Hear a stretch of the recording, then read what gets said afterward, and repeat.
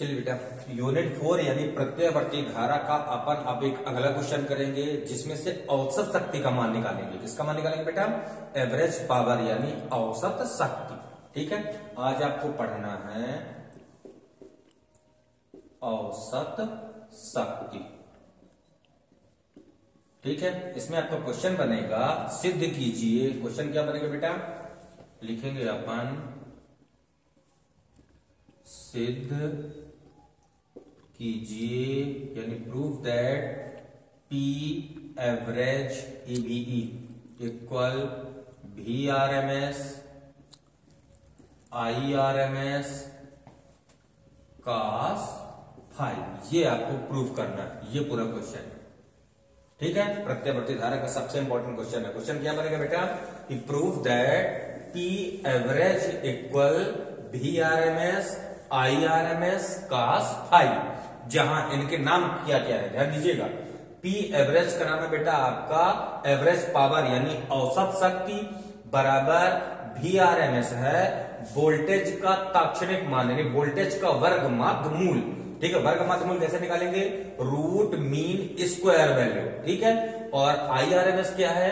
धारा का ताक्षणिक मान यानी धारा का वर्ग माध्य मूल। और कास फाई है बेटा आपका शक्ति गुणांक। कास फाई क्या है आपका? शक्ति गुणांक। क्लियर? क्वेश्चन आपका ये बनेगा कि सिद्ध कीजिए P average equal V R M S I R M S cos phi.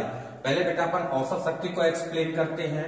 तो औसत शक्ति में ये बोलोगे कि प्रत्यावर्ती धारा में, इसमें बेटा प्रत्यावर्ती धारा में कुंडली के एक पूर्ण चक्र में, ठीक है, प्रत्यावर्ती धारा में कुंडली के एक पूर्ण चक्र में व्यय हुई शक्ति को औसत शक्ति कहते हैं। यानी खर्च हुई शक्ति को क्या बोलते हैं बेटा?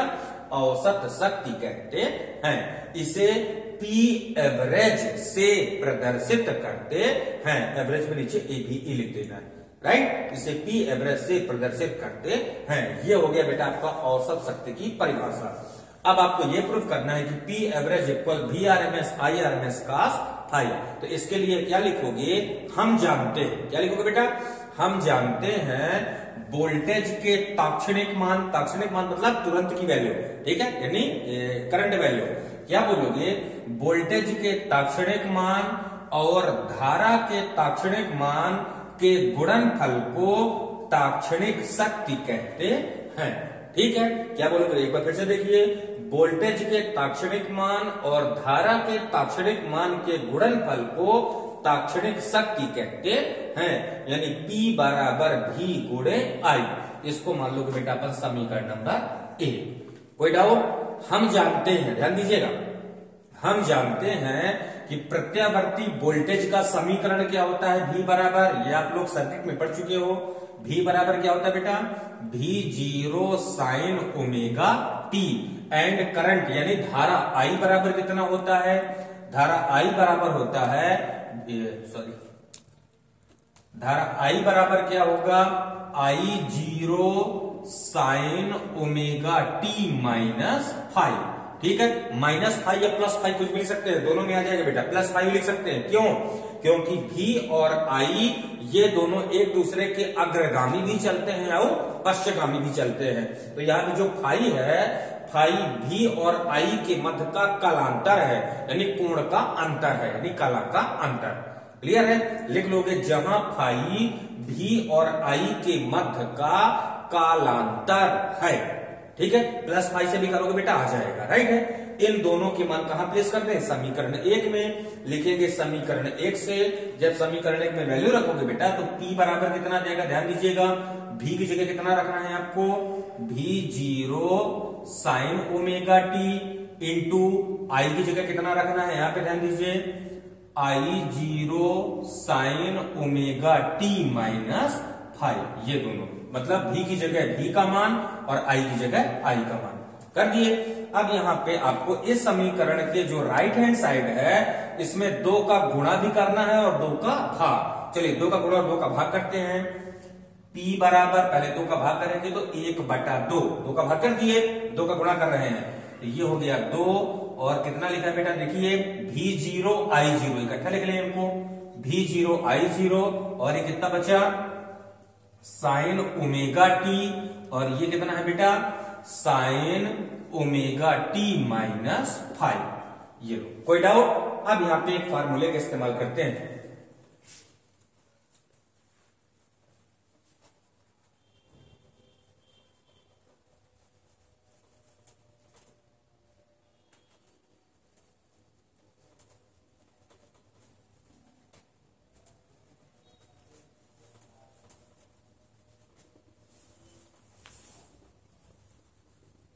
एक सूत्र लगाते हैं। सूत्र आप लोग ध्यान दीजिएगा। सूत्र है 2 साइन ए साइन बी। सूत्र लग रहा है 2 साइन ए साइन बी बराबर कितना होता है कास ए माइनस बी माइनस कास ए प्लस बी।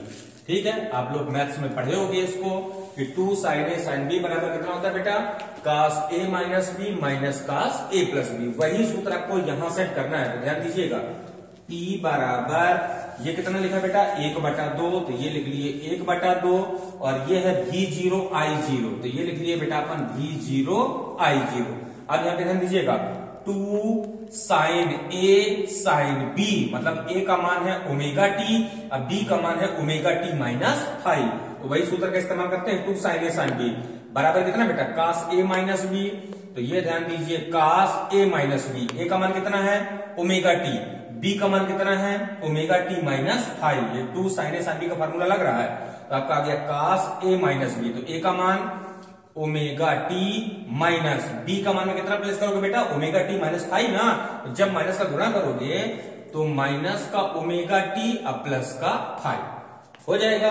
फिर माइनस, तो ये लग गया बेटा माइनस कास ए प्लस बी, यानी कास ए का मान वही ओमेगा टी, अब बी का मान ओमेगा टी माइनस 5, तो omega T plus omega T minus 5।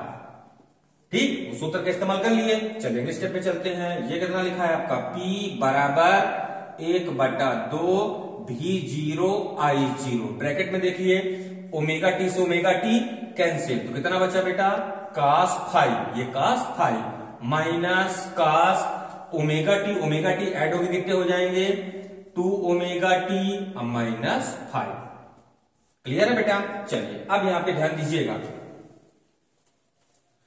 ये बेटा क्या आ गया P आपका क्या है ध्यान दीजिए, P आपका है ताक्षणिक शक्ति। P क्या है बेटा ताक्षणिक शक्ति, क्योंकि परिभाषा में पढ़े हो कि ताक्षणिक वोल्टेज यानी V, ताक्षणिक धारा यानी I, ताक्षणिक धारा और ताक्षणिक वोल्टेज के गुणनफल को हम क्या बोले थे ताक्षणिक शक्ति। आपको निकालना क्या है औसत शक्ति। क्या निकालना है बेटा औसत शक्ति। तो औसत शक्ति के लिए कुंडली को आपको क्या करना है पूरा एक चक्कर घुमाना है। ठीक है, तो क्या लिखेंगे यहाँ पे ध्यान दीजिएगा, कुंडली के एक पूर्ण चक्र में, क्या लिखोगे कुंडली के एक पूर्ण चक्र में कास 2 ओमेगा टी माइनस 5 बराबर 0। क्या लिखोगे बेटा कि कुंडली के एक पूर्ण चक्र में कास 2 ओमेगा टी माइनस 5 बराबर 0। क्यों 0 होगा? क्योंकि आप लोग पढ़ चुके हो कि कुंडली के एक पूर्ण चक्र में प्रत्यावर्ती धारा का औसत मान यानी कितना होता है 0 होता है। तो कुंडली के एक पूर्ण चक्र में कास 2 ओमेगा टी माइनस 5 इसकी वैल्यू कितनी हो जाएगी बेटा 0। जैसे इसका मान 0 हो जाएगा यानी कुंडली एक चक्कर पूरा घूम ली, तो कुंडली के एक चक्कर पूरा घूमने में P आपका यानी ताक्षणिक जो शक्ति है या फिर कौन सी शक्ति कहलाएगी औसत शक्ति, यानी P अब आपका बन जाएगा P एवरेज। तो P देखो बेटा जैसे कास 2 ओमेगा टी माइनस 5 बराबर कितना प्लेस करोगे 0, तब आपका P क्या बनेगा P एवरेज। लिखेंगे आता है P एवरेज। अब ये औसत शक्ति आ गई क्योंकि कुंडली आपका एक चक्कर पूरा घूम ली, एक चक्कर पूरा घूमने में जितनी शक्ति व्यय होगी वही आपकी औसत शक्ति है।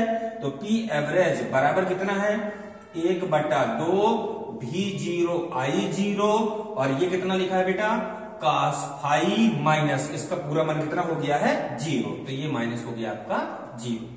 कोई डाउट? अगले स्टेप पे चलते हैं।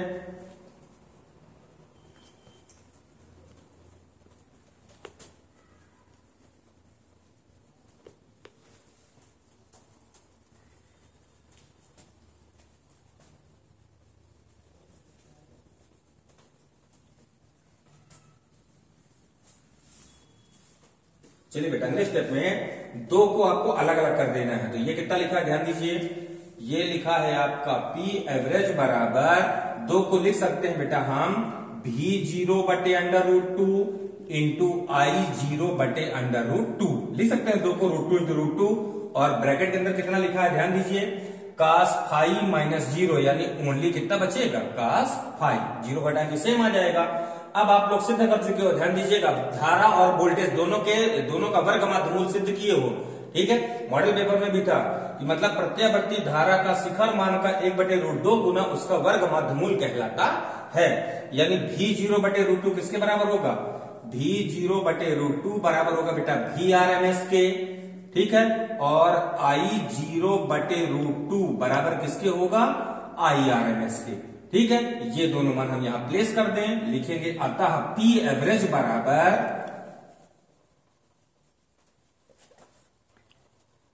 अतः अब ये दोनों मान यहां प्लेस करना बेटा, तो लिखेंगे अतः P एवरेज बराबर, इसकी जगह कितना आएगा आपका Vrms यानी वोल्टेज का वर्ग माध्यमूल इंटू इसकी जगह कितना आएगा बेटा Irms, और ये कितना लिखा है आपका cos फाई। देखो भला यही प्रूफ करना है, ये आपका आ गया औसत शक्ति, ठीक है। एक बार फिर इनके नाम रिपीट करते हैं, P क्या है आपका औसत शक्ति, Vrms क्या है वोल्टेज का वर्ग माध्यमूल यानी root mean square value, I क्या है धारा का वर्ग माध्यमूल, और cos फाई क्या है, पूरे का नाम ध्यान दीजिएगा, cos फाई है आपका शक्ति गुणांक, cos फाई क्या बेटा शक्ति गुणांक, जो cos फाई किसके बराबर होता है R/Z के, लिखेंगे कि चूंकि LCR सर्किट में cos फाई बराबर कितना होता है, LCR सर्किट में cos फाई बराबर होता है R/Z के, इसकी जगह R/Z भी प्लेस कर सकते हो,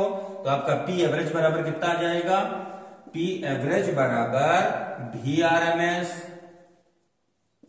Irms R/Z, कभी कभी ये प्रूफ करने के लिए भी आता है बेटा, करेक्ट। ये आपको ये क्वेश्चन कंप्लीट, इसको अच्छे से कंप्लीट कर लीजिएगा, आपके मॉडल पेपर में भी दिया है और इंपॉर्टेंट क्वेश्चन है, परीक्षा में आता है, ठीक है।